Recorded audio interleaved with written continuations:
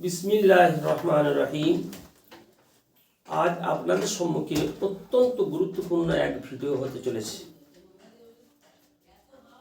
কয়েকটা আমার বোনেরা আর কয়েকজন আমার ভাইয়েরা একাধিক কথা জানতে চেয়েছেন। প্রশ্ন ঠিক বলা যাবে না, অজানা জিনিসকে জানবার জন্য আমার কাছে আপিল করেছে।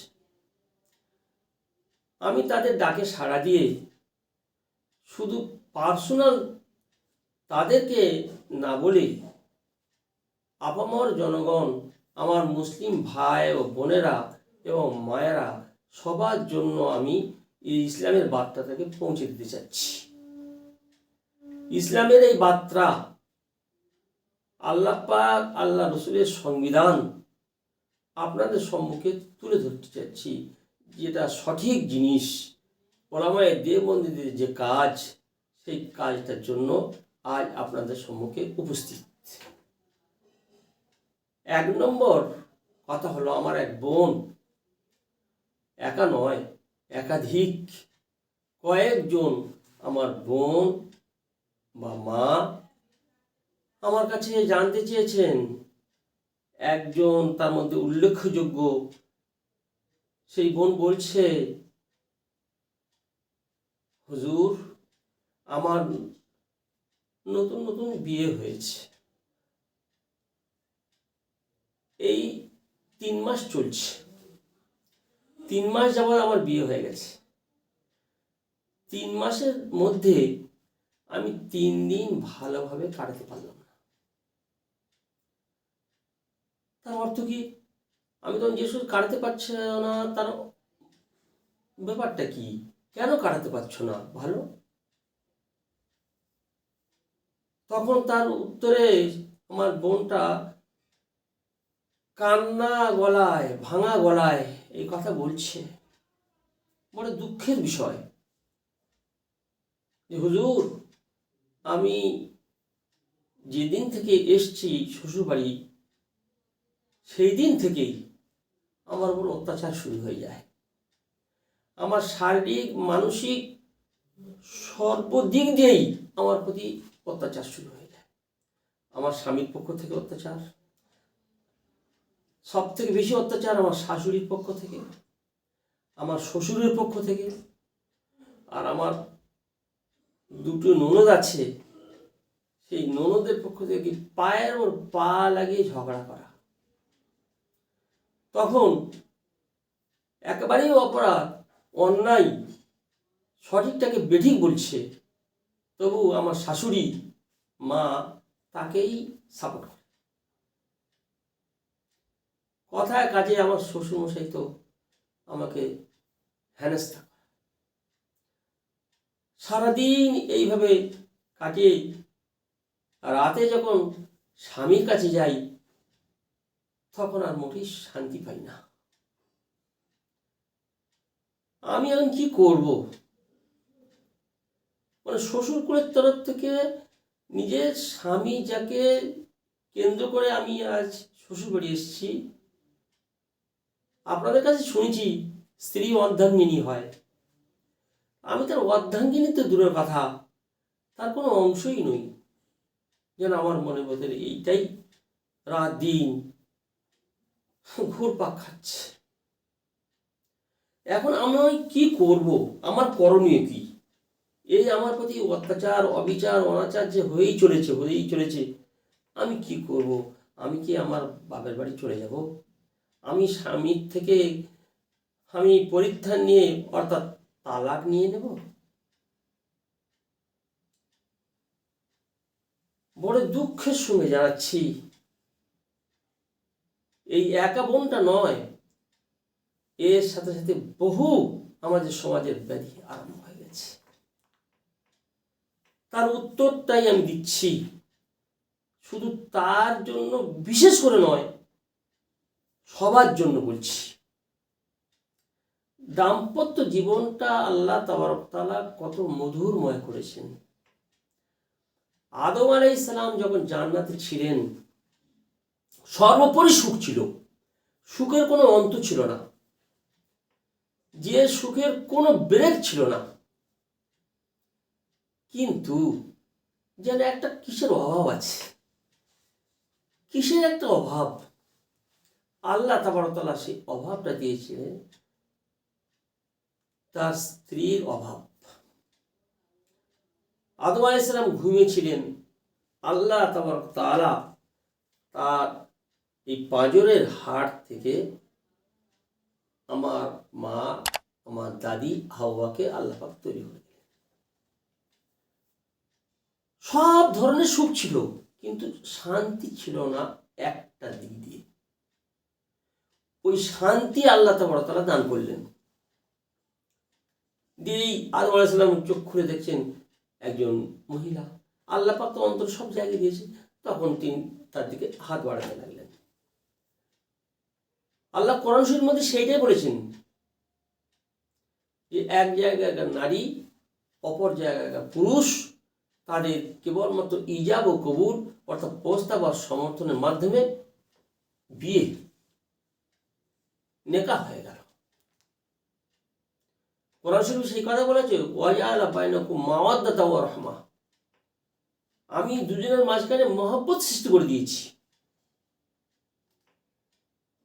আর স্ত্রী হলো তার তার হাড় থেকেই তৈরি করেছে। আল্লাহ তাআলা আদমকে তৈরি করেছে মাটি দিয়ে, মাটি থেকে তৈরি করেছেন। আর তার স্ত্রীকে তৈরি করলেন তার থেকে, তার বডি থেকে। আবার বডিটা আবার কি, পাঁজরের হাড়। আর পাঁজরের হাড়গুলো বাঁকা বাঁকা হয়, ঠিক এমনটি পজিশনে বাঁকা বাঁকা বাঁকা বাঁকা বাঁকা বাঁকা বাঁকা বাঁকা বাঁকা। আর সব থেকে বেশি বাঁকা হয় উপরের হাড়টা। আর উপরের হাড় থেকে তৈরি করেছেন, মানে বেশি বাঁকা। তার অর্থ এইটাই, মেয়েদের শিরা, উপশিরা, ধমনী, রক্ত কণিকার মধ্যে বিরাজ করছে বাঁকাপনা, বাঁকা হওয়াটা, বাঁকাত্বটাই বিরাজ করছে। আসল কথাই বলছি এইটাই, আদম আলাইহিস সালাম থেকে যেটা তৈরি করা হয়েছে, সৃষ্টি করা হয়েছে, একটা নারী, মা সৃষ্টি করতে পারতেন তো আল্লাহ পাক, বোন সৃষ্টি করতে পারতেন তো আল্লাহ পাক, মেয়ে সৃষ্টি করতে পারতেন তো আল্লাহ পাক, কিন্তু আল্লাহ পাক মেয়ে সৃষ্টি করেননি। অর্থাৎ আদমের সন্ততি আল্লাহ পাক সৃষ্টি করেননি, আদমের বোনকে তৈরি করেননি, আদম আলাইহিস সালামের মাকে তৈরি করেননি, আদম আলাইহিস সালামের স্ত্রীকে তৈরি করেছে। আর সেই স্বামী স্ত্রীর ব্যাপার নিয়ে আজ দুনিয়া, আজ একের পর এক হয়ে যাচ্ছে হয়ে যাচ্ছে হয়ে যাচ্ছে হয়ে যাচ্ছে। সেই স্বামী স্ত্রীর মাধ্যমেই দুনিয়ায় আজ এত প্রোডাক্ট, এত উৎপাদন যা হচ্ছে সেই স্বামী স্ত্রীর মাধ্যমে। আর এই দুনিয়ায় স্বামী স্ত্রী যেটা স্ত্রীর দ্বারা হবে, সেটা কোশ্চিনকালে পৃথিবীতে কোনো রমণীর দ্বারা, না মায়ের দ্বারা হবে, না বোনের দ্বারা হবে, না মেয়ের দ্বারা হবে, কার দ্বারা হবে। স্ত্রীর আপাদ মস্তক স্বামীর জন্য বৈধ, মাথার চুল থেকে নিয়ে পা পর্যন্ত স্বামীর জন্য বৈধ। স্বামীর আপাদ মস্তক স্ত্রীর জন্য বৈধ। আর এই দাম্পত্য জীবনটা কি মধুর! আল্লাহ তাআলা কেমন করে পৃথিবীর মধ্যে যত রেশতাদার, যত আত্মীয়তা আছে, সব থেকে বড় আত্মীয় হলো এই দাম্পত্য জীবন, মানে শ্বশুরাল। এই বিবাহ সংক্রান্ত, বিবাহ বিষয়ে যে আত্মীয়তা সৃষ্টি হয়, আমি যদি বিয়ে করি তাহলে সেই মেয়েটা আমার বংশ বিস্তার করবে। সে নারীতে কত বড় অধিকার রাখে। আর কোরআনে আল্লাহ পাক সেটাই বলছেন, মিসলুল্লাযী আলাইহিন্না বিল মারুফ, সম অধিকার। স্বামীর যতটা অধিকার আছে, স্ত্রীর ততটা অধিকার আছে। আবার বাড়তি অধিকার বসে বসে স্বামীর উপরে ওয়াজিব, জরুরি, তার নান ও নাফকা অর্থাৎ ভরণ ও পোষণ, এই দায়িত্বটা স্বামীর উপরে। স্ত্রী বসে বসে খাবে, আর স্ত্রী যত পরনের পোশাক পরবে সেটা বসে বসে পাবে। স্বামীর উপার্জন করে এনে স্ত্রীকে খাওয়াতে হবে, এটা আল্লাহ তাআলা। আর কেন না হবে? আজ সেই মেয়েটার নিজের বাপকে, নিজের মাকে না দেখলে কোনোদিন থাকতে পারতো না। নিজের ছোট ছোট ভাই বোনদেরকে, বড় বড় ভাই বোনদেরকে, চাচা চাচি, আত্মীয় স্বজন সবাইকে ছেড়ে দিয়ে আমার কাছে চলে কেবলমাত্র নিজের জীবনটা, নিজের শরীরটা, নিজের সর্বস্ব উজাড় করে দিয়েছে আমার ভাইয়ের। আর আমি তার সঙ্গে কেমন ব্যবহার করছি? এটা যুক্তির কথা। আল্লাহ তাআলা যে সংবিধান সৃষ্টি করেছেন, আল্লাহু আকবার, কেমন হবে আল্লাহ পাক বললেন যে সম অধিকার। জি হ্যাঁ, কিন্তু আজ আমাদের সমাজে কেমন অবস্থা! ও আল্লাহ, শ্বশুর ভেবে ফেলে যে আমার ছেলেকে আমি বিয়ে দিয়েছি, আর আমার কি চিন্তা। আমার পুত্রবধূ সর্বদিক দিয়ে, সর্ব অবস্থায়, তার হালতে আমার সে সেবা করবে, যত্ন করবে, এমনকি আমার গায়ে মাথায় তেল মাখিয়ে দেবে, আমার পায়ে তেল লাগিয়ে দেবে। একটা মশলা জেনে নেন, শরীয়ত খুব সূক্ষ্ম, অতি সূক্ষ্ম হলো শরীয়ত। যদি কারোর পুত্রবধূ তাকে অর্থাৎ ছেলের বউ, ছেলের বাপকে, অর্থাৎ শ্বশুরকে যদি গায়ে তেল মাখায়, পায়ে তেল লাগিয়ে দেয়, মাথায় তেল লাগিয়ে দেয়, আর ওই অবস্থায় উভয়ের মধ্যে কারোর মনের ভিতরে যদি অন্য প্রতিক্রিয়া সৃষ্টি হয়, তাহলে তার ছেলেকে, তার পুত্রবধূকে তালাক দেওয়ার অবকাশ আসবে না, তালাক দিতে হবে না। আবাদুল আবাদ, চিরস্থায়ীর জন্য ওই বউ, পুত্রবধূ তার ছেলের উপরে হারাম হয়ে যাবে। আর এমন কজন মানুষ আছি আমরা যে পায়ে তেল লাগিয়ে দেবে, পিঠে তেল লাগিয়ে দেবে, আর হয়তো আমি সাধু পুরুষ, আমি শ্বশুর, আমি সাধু পুরুষ, কিন্তু ও তো যুবতী এক নারী। তো উভয়ের মধ্যে, আমার মধ্যে কিছু হলো না, কিন্তু ওই নারীর মধ্যে যদি কিছু সামান্য একটু মনটা অন্যদিকে হয়ে যায়, তাহলে চিরস্থায়ী, চিরদিনের জন্য ওই পুত্রবধূটা আমার ছেলের জন্য হারাম হয়ে যাবে। এই জন্য খেদমত করবে। আমি শ্বশুর হয়ে সব বুঝে আমার সব করবে, কারণ আমার স্ত্রীটা কোথায় গেছে? আমার স্ত্রী আর আমার বিছনা করে দিচ্ছে না, আমার স্ত্রী আর আমার কিছু করছে না, সে বাবু সাহেব। আর তখন অবস্থা কি, আমার বউর ওপরে আমি বলতে, কেন? আমার ছেলের বউ, আমার ছেলের স্ত্রী, আমার পুত্রবধূ, সে আমি তো তার বাপ, আমি তার বাপ। হ্যাঁ বাপ, নিশ্চয়ই বাপ। বাপ মানে জন্মদাতা বাপ নন, আমি জন্মদাতা বাপ নই, আমি তার হুকমান বাপ। বাপের, তার হুকুম দেওয়া হয়েছে, বাপের মতো শ্রদ্ধা ভক্তি সব। তাহলে ওই যে এই কারবার করা হবে, যে তার শারীরিক খেদমত করা হবে, জি না, শারীরিক খেদমত করা হবে ওই রেস্ট্রিকশন রেখে, ওই রকম অবস্থা রেখে করা হবে। ওই শাশুড়ি সব এমন বাবু হয়ে যায়, সমাজে দেখা যায়, আল্লাহু আকবার, মেয়ে শাশুড়ির মেয়ে জামাই চলে এসছে, তখন সেই মেয়ে জামার সঙ্গে অর্থাৎ ছেলের দুলাভাই এসে আগেই খবর নেওয়া হবে। যখন এসে, কেমন আছেন আমার শাশুড়ি মা, কেমন আছেন আব্বাজান, শ্বশুর আব্বা, কেমন আছো ভাই, এসব খবরগুলো সব নেওয়ার পরে আসল খবর নেওয়া হবে, ভাবিজান কেমন আছেন? তা ভাবিজান আলহামদুলিল্লাহ ভালো আছি। ব্যাস, এবার তার গায়ের থেকে জামাটা কে খুলে নেবে? ওই ভাবিজানকে খুলতে হবে, অর্থাৎ ছেলের বউটাকে খুলে দিতে হবে। কেন? তার স্ত্রী তো এসছে, অর্থাৎ জামাই আর মেয়ে এসছে, তা মেয়ে তার স্বামীর জামাটা খুলে নিতে পারলো না, সেই জামাটা খুলে নেবে কে? ওই পুত্রবধূ। যদি জামাটা তার গায়ে থেকে খুলে না নেয়, আর যদি কারেন্ট চলে যায়, বিজলি চলে যায়, তা হাত পাখা দিয়ে অন্তত হাওয়া করতে হবে তার। সে হাওয়াটা করবে কে? ওই ছেলের বউ, অর্থাৎ বউমা তার হাওয়া করবে। আর যদি না করে তখন দুলাভাইও খুব রাগ করবেন, আর বুবু তো সে একেবারে রাগে একবার গড়গড় করবে। আর সেই সাথে আসল যোগ দেবে আমার শাশুড়ি মা। ওই শাশুড়ি তখন বলবে, হ্যাঁ আমার জামাইকে খেদমত করে আমার জামাই দেখা হবে না। তারপর তো গেল, এবার খাওয়া দাওয়া, চা পানি শরবত যা কিছু দিতে হবে সেই পুত্রবধূ দিবে। দুলাভাই আর তাও দেবে এমনিভাবে দিলে চলবে না, একটু মুচকি হেসে হেসে দিতে হবে। দুলাভাই এই চা নেন, দুলাভাই এই শরবত নেন। জি। যদি এই খেদমতটুকু না করে তাহলে অবস্থা খুব খারাপ হয়ে যাবে, শাশুড়ি তো রেগে ফুলে যাবে, আর এদিকে বড় বুবুও সর্বনাশ করবে।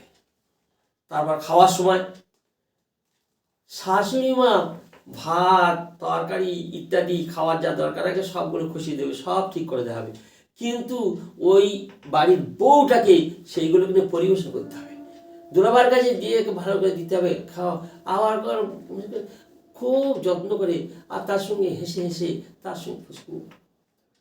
আর যদি না করা হয়, এমনকি রাত্রে বিছানাটা পর্যন্ত তার স্ত্রী অর্থাৎ বুবু যেন করে দেবে না, সেই বৌমাকে করে দিতে হবে।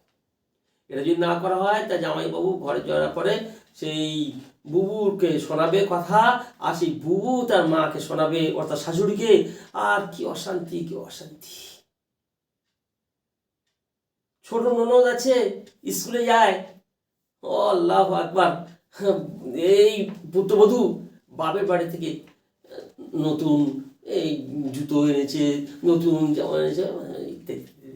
ও স্কুল থেকে আসার পরে বলে এটা আমি নেব, অথচ তার মাত্র একটি মাত্র, তার ভাইয়ের এটা মরদ হলো না যে স্ত্রীকে কিনে দেওয়ার, তার আব্বার অর্থাৎ শ্বশুর মশাইয়ের এটা মরদ হলো না পুত্রবধূকে দেওয়ার। সে এনেছে বাবার বাড়ি থেকে সেই একটাই জিনিস, সেই জিনিসটা সে ননদটা নিয়ে নিবে। তুমি এটা নেবে, আমার তো আর নাই না। এ কথাটা তখন আবার শাশুড়ি কানে যাবে, শাশুড়ি তখন সে যা অবস্থা।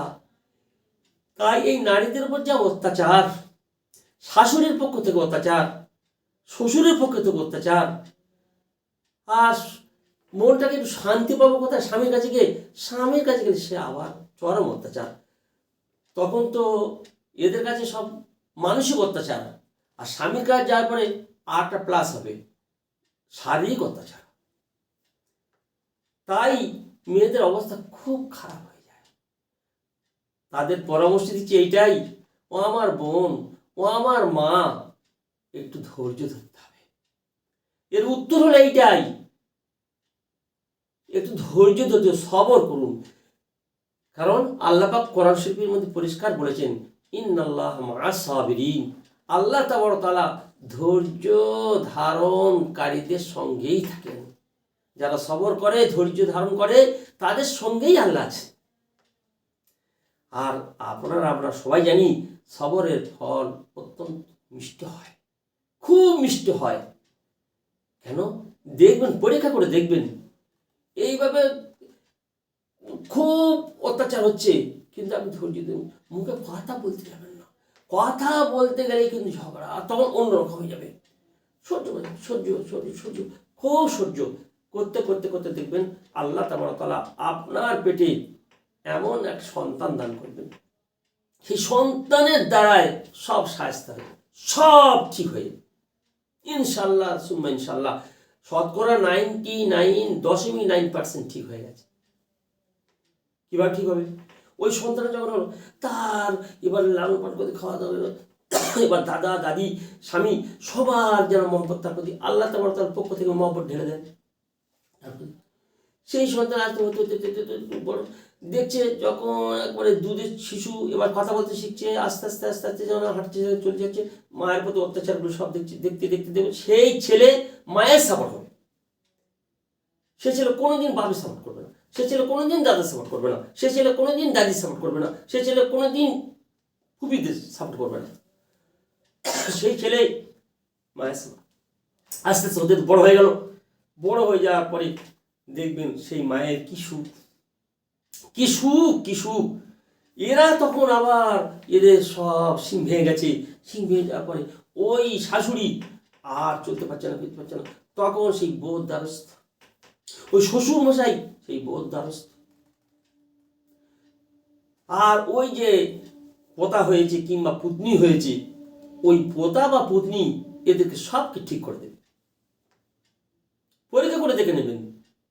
এর জন্য আমি পরামর্শ দিচ্ছি এটাই, যে কোনো দিন এটা প্রত্যাশা করবে না যে আমি স্বামীর থেকে ছাড় নেবো অর্থাৎ তালাক নেব। তালাক নেওয়ার কোনো সিন নেই। হ্যাঁ, একান্ত ব্যাপার, সত্যিকারের এর সঙ্গে ওর কখনো হচ্ছে না, সে কোরআন পাকে আল্লাহ পাক পরিষ্কার করে দিয়েছেন। যদি একান্ত না হয় তাহলে এর অভিভাবককে ওর অভিভাবককে ডাকো, ডেকে বোঝাও, ও এদেরকে বোঝাবে, এ ওদেরকে বোঝাবে। যদি মিউচুয়াল করা সম্ভব হয় তাহলে মিউচুয়াল হয়ে যাক, মিউচুয়াল হওয়াটা ভালো। আর যদি তা একান্ত না হয়, তুমি তোমার মতো, আমি আমার মতো।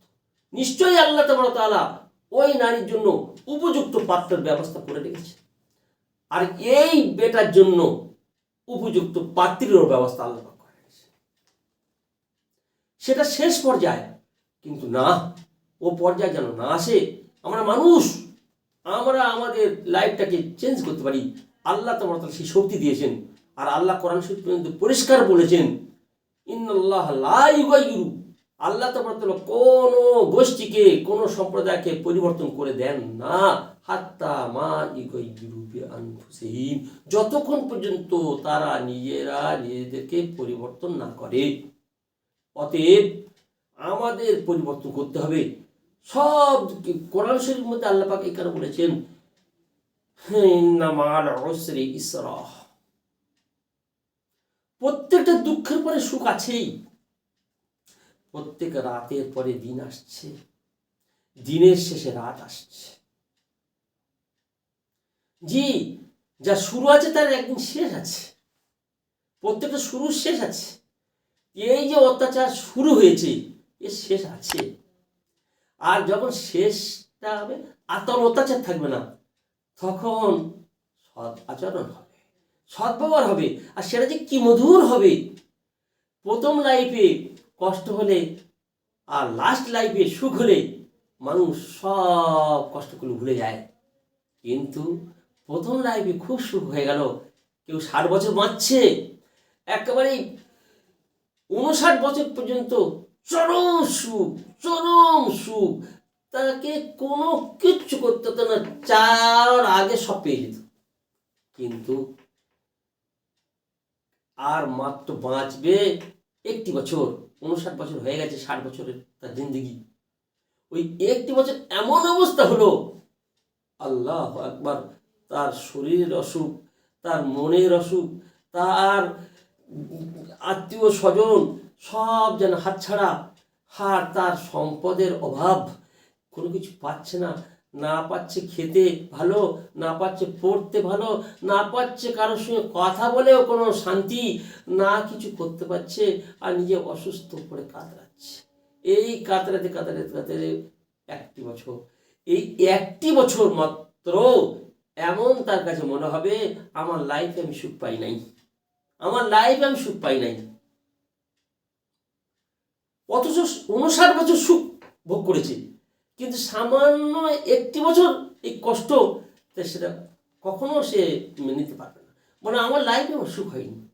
এর পক্ষান্তরে এর উল্টো করে দিলে, 59 বছর কষ্ট করেছ, খুব কষ্টে কাজে কায়ে ক্লেশে দিন পার হয়েছে, কি অবস্থা! ওহ আল্লাহ আকবার!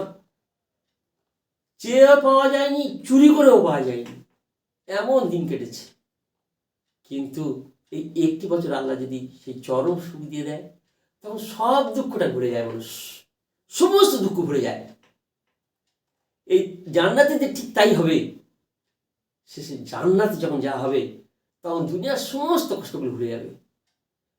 পক্ষান্তরে জাহান্নামীদের কবরে থেকে শুরু করে যখন জাহান্নাম পর্যন্ত যাবে, তো দুনিয়ার তারা কত সুখী ছিল, গাড়ি বাড়ি তাদের সব কিছু ছিল, কিন্তু এই সুখটা নিমিষে শেষ হয়ে যাবে। আবাদুল আবাদ চিরস্থায়ী দুঃখে অনল অগ্নিকুণ্ডে জ্বলবে। তাই আমার বোন, আমার মা, অনুরোধ করব, এই আপনার অজানাকে জানার বিষয়টা যেটা ইসলামী বার্তা এইটা, যে আপনি তুমি সবর করুন, সবর করো, সবর করো মা, সবর করো বোন, সবর করুন আমার মারা। সবরের ফল অত্যন্ত মিষ্টি পাওয়া যাবে, তার মধ্যে কোনো সন্দেহ নেই। এই ধৈর্য যে কি জিনিস আল্লাহ তাআলা দেখিয়ে দিয়েছেন। জি হ্যাঁ, দেখবেন এই পরশুদিন একটা মেয়ে ছেলের ঘটনা শুনছিলাম। সেই আমাদের এই বর্ধমানে তার স্বামীটা মদ পান করত। তার 3টে ছেলে, সে পর্যন্ত মদ পান করে। আর মদ পান করতে করতে প্রথম প্রথম ততটা মারধর করতো না, খুব আবল তাবল করত। কিন্তু বেশ কিছুদিন যাওয়ার পরে, একটা ছেলে হওয়া যাওয়ার পরে, এবারে মদ খেয়ে সে স্ত্রীটাকে খুব মারধর করত, খুব মারধর করত। এমনকি তার মারধর করা তার পেশা হয়ে গেছে। প্রত্যেক দিন একটা ছড়ি রেখেছে, লাঠি। রাত্রে আসবে, মদ পান করে একবারে পাগলের মতো টলতে টলতে চলে আসছে, এসেই স্ত্রীর প্রতি যা থাকে, তারপর খাওয়া করে এবার শোয়ার আগেই তাকে ঘা কত লাগানো হবে তারপরে শুরু। এমন কোনো দিন আর রাত পার হচ্ছে না যে তাকে না মেরে স্বামী শুবে। একদিন এই 3টে ছেলে হয়ে যাওয়ার পরে, দীর্ঘ 3-4 বছর নয়, 6 বছর 7 বছর এই অবস্থা। একদিন খুব বেশি খেয়ে ফেলেছি, ডবল খাওয়া হয়ে গেছে। এসে ঘরে তখন কিছু বলতে পারছে না, ও শুয়ে পড়েছে। ওই অবস্থা শুয়ে পড়েছে, ব্যাস ওই পড়েই আছে। আর নেশার ভাঙল না। স্ত্রী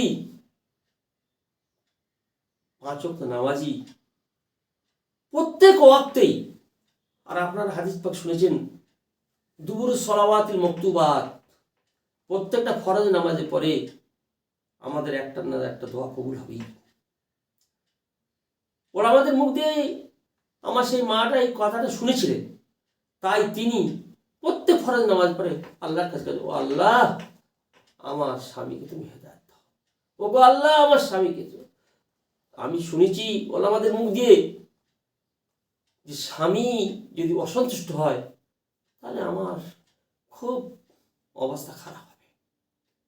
কারণ মেয়েদের জান্নাতে যাওয়ার জন্য সুগম রাস্তা আল্লাহ পাক তৈরি করেছে। আল্লাহ রাসূল হাদিস পাকের মধ্যে বলছেন, আল মারাতু ইযা সাল্লাত খামসান ওয়া সামাত শাহরান ওয়া আতাত বালাহা, যদি কোনো স্ত্রী 5 ওয়াক্ত নামাজ যথাযথভাবে পড়ে, আর রোজার মাসে যদি রোজা রাখে, আর স্বামী যদি অনুগত হয়, স্বামীর মন জয় করে, তাহলে তাদখুলুল জান্নাতা, জান্নাতে সে যাবে, বে আইয়ে জারাজাতি কারা, জান্নাতে যে দরজা যাইবে সেই দরজা। এই হাদিস পাক শুনেছি, যার ফলেই উনি স্বামী সন্তুষ্ট করতে চান। সেই অবস্থায় স্বামীর পায়ে তেল লাগিয়ে দিল, সব কিছু করলো, আর টেনে ভালো করে শুয়ে দিল। আর দেই সেই লাঠিটা নিয়ে আর দাঁড়িয়ে আছে। দাঁড়িয়ে থাকতে থাকতে আর কত সারা, ও তো ঘুম ভাঙছে না, ও তো ঘুমিয়ে, মানে সেই ঘুমিয়েই পড়ে আছে। সকাল হতে চলেছে, ফজর আযান দিচ্ছে, সে তো চঞ্চক করে গেছে। হ্যাঁ, পাশে স্ত্রী নেই, লাঠিটা হাতে করে দাঁড়িয়ে আছে। তুই লাঠি হাতে করে দাঁড়িয়েছিস কেন, আমাকে মারবি? বলে না, আমি তোমাকে মারতে পারি, তুমি আমাকে আজকে আমাকে মারলে না, তুমি আমি শুয়ে পড়েছো, আমার খুব কষ্ট হচ্ছে, তো তোমাকে আমি খেতে দিতে পারলাম না, তুমি খেলে না, না খেয়েই শুয়ে পড়েছো। আর ওই অবস্থায় তুমি এই তোমার চোখ খুলছে এই মাত্র। তা আমি তোমার এই লাঠিটা তুমি কোথাও খুঁজে পাবে না পাবে আমি জানি না, এই জন্য আমি লাঠিটা নিয়ে দাঁড়িয়ে আছি। তুমি এই লাঠি নাও, তোমার কাজ তুমি করো। আল্লাহ পাক তাবারক তাআলা উপর থেকে বোতাম টিপে দিয়েছেন, সেই আমার মায়ের দোয়া কবুল হয়ে গেছে। উঠেই আর স্ত্রীর পা দুটো জড়িয়ে ধরে আর কান্না শুরু করে দিয়েছে। কান্না কান্না, স্ত্রী তো তাদের খুব। যাই হোক, আল্লাহ পাক আজ থেকে আমি তওবা করছি, আমি কোনোদিন নামাজ ছাড়বো না, আমি কোনোদিন তোমাকে মারব না। এখনো পর্যন্ত আমার সেই মা বেঁচে আছে, আমার সেই মা বেঁচে আছে এখনো পর্যন্ত। আর তার স্বামী মুখে এত বড় দাড়ি এবং 5 ওয়াক্ত মুসল্লি, এই হালে হালে ওমরা করে এসছে, হালে হালে ওমরা করে এসছেন। এই তো আমাদের অবস্থা। তাই আমি আমার বোনদেরকে, আমি আমার মাদেরকে এইটাই পরামর্শ দেবো, তারা যেন ধৈর্য ধারণ করে, তারা যেন ধৈর্য ধারণ করে। ইনশাল্লাহ সুম্মা ইনশাল্লাহ বুঝতে পারবেন একদিন একদিন আমার এই কথাটুকু ছোট্ট কথা, যে ধৈর্য ধারণ করলে কি লাভ হবে আর কত বড় শান্তি বিরাজ করবে সংসারের মধ্যে, তখন বুঝতে পারবেন। তাই প্রশ্ন এইটাই মনে করি, যদি যে আমার নতুন বিয়ে হয়েছে, আমার উপর বড় অত্যাচার অবিচার হয় শারীরিক ও মানসিকভাবে, আমি এখন কি করব? তার উত্তর হচ্ছে এই, তুমি এখন সবর করবে। তার উত্তর আর কিছু নয়, তুমি স্বামীর থেকে তালাক নেবে না, তুমি সবর করবে আর বুদ্ধির সঙ্গে কাজ চালাবে। কোনো রকমের যেন সাপটা মরে যায়, লাঠিটা যেন না ভায়, সেইভাবে সব সব গুছিয়ে শাশুড়ির সঙ্গে যেমন আচরণ করা দরকার তেমনটুকু করবে, সে ননদের সঙ্গে যেমন আচরণ করা দরকার তেমনটুকু করবে, আর শ্বশুর সঙ্গে যেমন আচরণ করা তেমন। শ্বশুর ওই পায়ে তেল লাগাবার জন্য ডাকছে, খুব একটু কায়দা করে করে করে কোনো রকমে স্বামীকে দিয়ে তেলটা ব্যবস্থা, কিংবা যদি একান্ত কোনো ব্যবস্থা না হয়, ব্যাস ওই তেলটা দিয়ে, আবু আমার খুব কেমন হচ্ছে একটু হচ্ছে, আপনি লাগিয়ে নেন না, আপনি মেহরবানকে একটু লাগিয়ে নেন। খুব কৌশল অবলম্বন করে আমাদের চালাতে হবে, চলতে হবে। এই একটা বিষয়ে আজ আপনাদের সম্মুখে এইটুকু অনুরোধ করছি, আমাদের যেন সংসারে দাম্পত্য কোনো স্বামী যদি তার স্ত্রীর সঙ্গে অশান্তি করে, কোনো দিন আমি লিখে দিতে পারি তার শান্তি নেই, তার শান্তি হবে না। তার খাওয়ার সময় আর শান্তি নেই, তার পড়ার সময় শান্তি নেই, তার নামাজের সময় শান্তি পাবে না, তার ঘুমানোর সময় শান্তি পাবে না। স্ত্রীর সঙ্গে অশান্তি করা মানেই এর থেকে বড় গবলেট, এর থেকে বড় বব্বর, এর থেকে বড় বোকা, এর থেকে বড় বেওকুফ আমার মনে হয় কেউ নেই।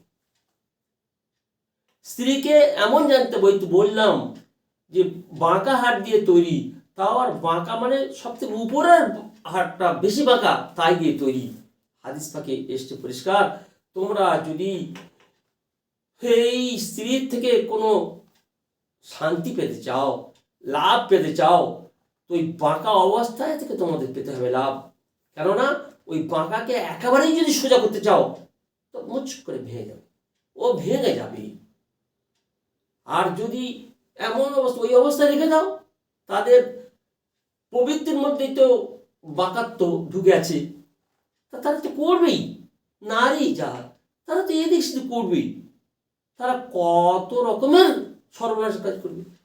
কিন্তু পুরুষ মানুষকে সবগুলো সামলে নিতে হবে। আর যদি একান্ত কিছু না করো তাহলে ওই বাঁকাই থেকে যাবে।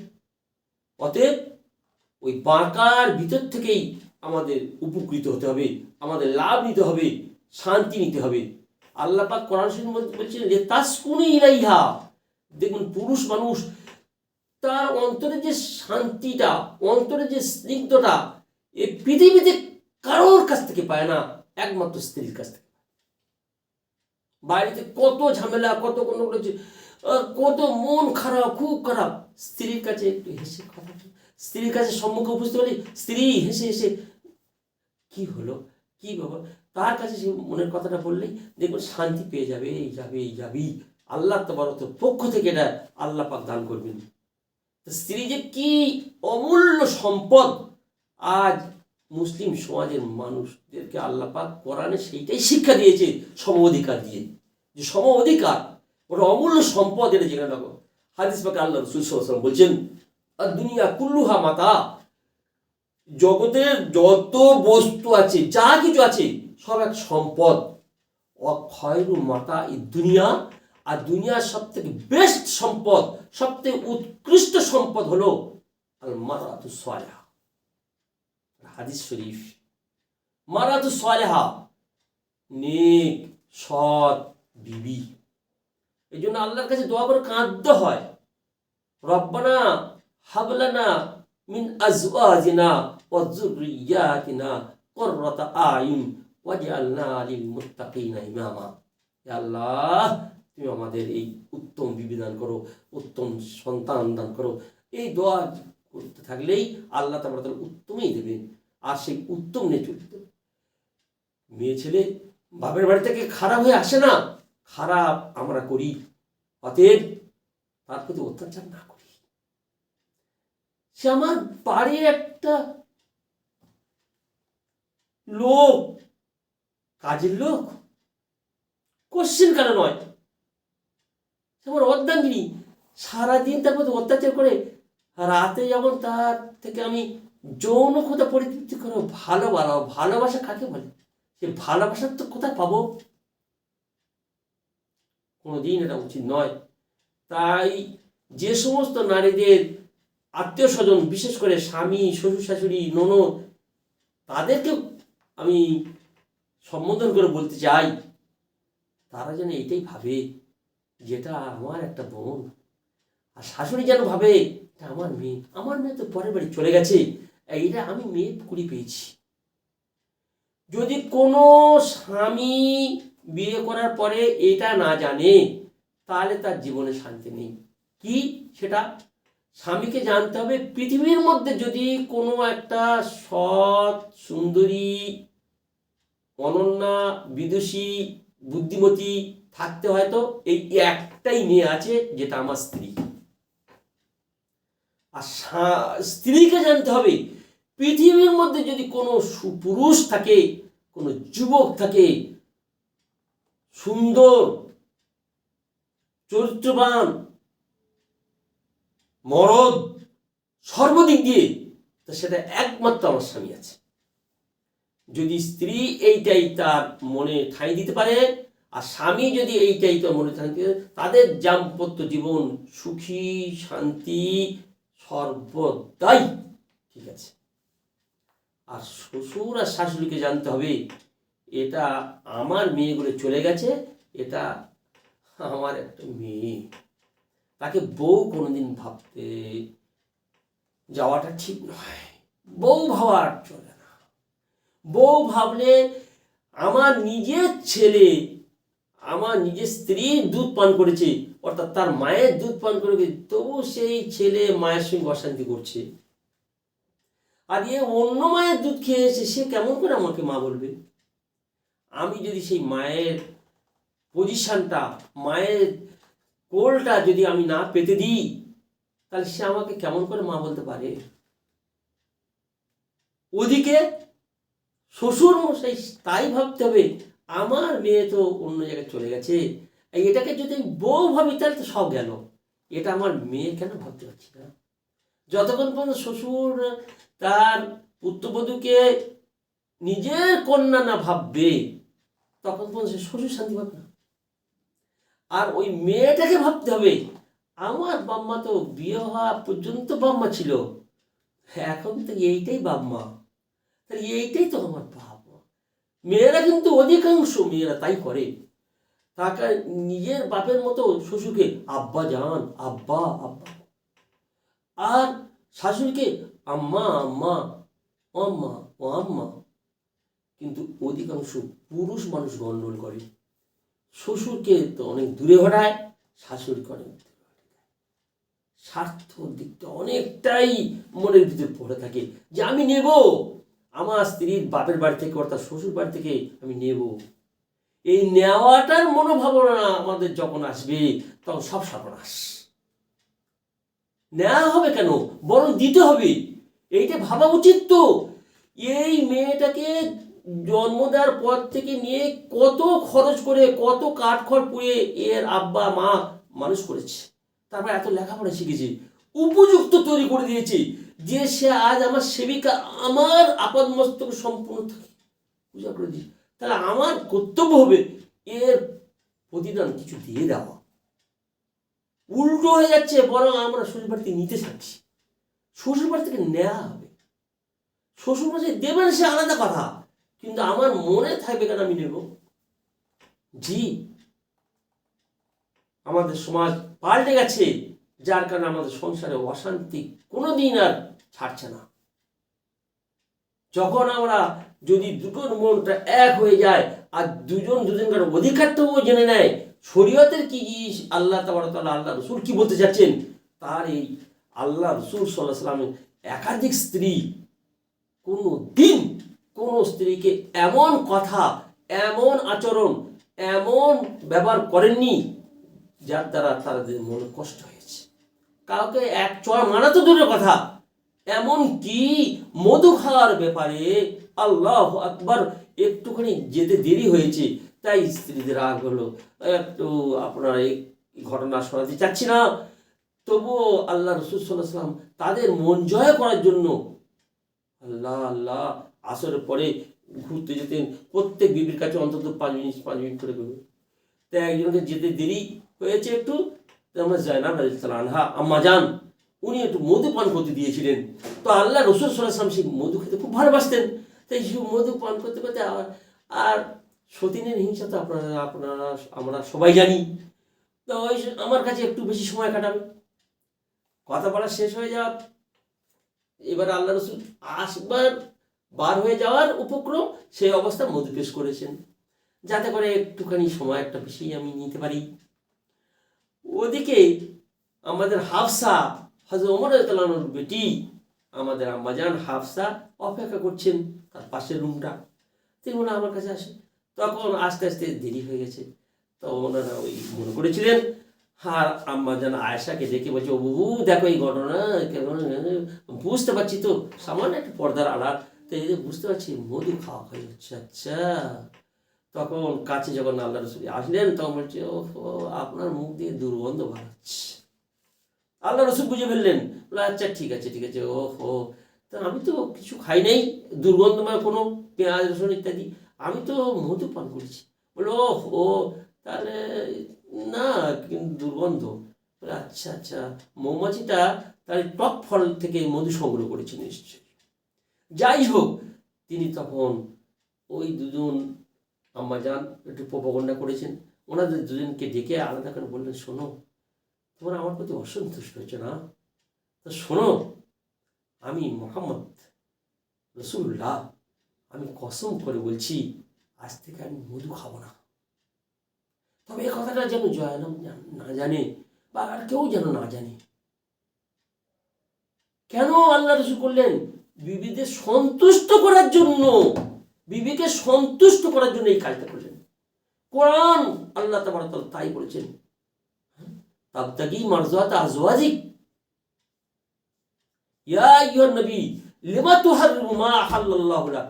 হে নবী, তুমি কেন এটা হারাম করে নিয়েছো নিজের উপরে, যে জিনিসটা আমি তোমার জন্য হালাল আর বৈধ করে দিয়েছি। তাবতাগি মারজাতা আজওয়াজিক, তুমি কি তোমার স্ত্রীদের সন্তুষ্ট করার জন্য এই কাজ করছো? আর তাই করেছেন আল্লাহ রাসূল। তাই আজ স্ত্রীর সঙ্গে কেমন আচরণ করা দরকার, শ্বশুর শাশুড়ির হোক আর স্বামীর হোক আর ননদের হোক আর দেওয়ারের হোক, সেটা ভালো করে শরীয়তের সংবিধানটা জেনে নেওয়া দরকার। সেটা একটা মানুষ, সে কেমন করে অপর মায়ের দুধ পান করে এসছে, সে কেমন করে আমার মাকে মা বলে, কেমন করে আমার বাপকে বাপ বলে, তাহলে আমার মাকে মা হতে হবে, আমার বাপকেও বাপ হতে হবে। এই জন্য আমার সেই বোনকে আমি করজোড়ে অনুরোধ করব, আমার বোন তুমি এই ক্ষেত্রে সবর করো, যে আমার মা যারা এই রকম অবস্থায় পরিশান পড়ে আছেন তারা যেন ধৈর্য ধারণ করে। ইনশাআল্লাহ সুম্মা ইনশাআল্লাহ এই সবরের ফল, ধৈর্যের ফল অত্যন্ত মিষ্ট হবে। আল্লাহ তাআলা আমাদের দাম্পত্য জীবন, সংসারের কলহ কেঁচাকেচিকে দূরে রেখে দাম্পত্য জীবনটাকে আল্লাহ পাক সুখময় করুন। আল্লাহ তাআলা আমাদেরকে কবুল করুন। আমিন সুম্মা আমিন। ওয়া আখিরু দাওয়ানা আলহামদুলিল্লাহি রাব্বিল আলামিন।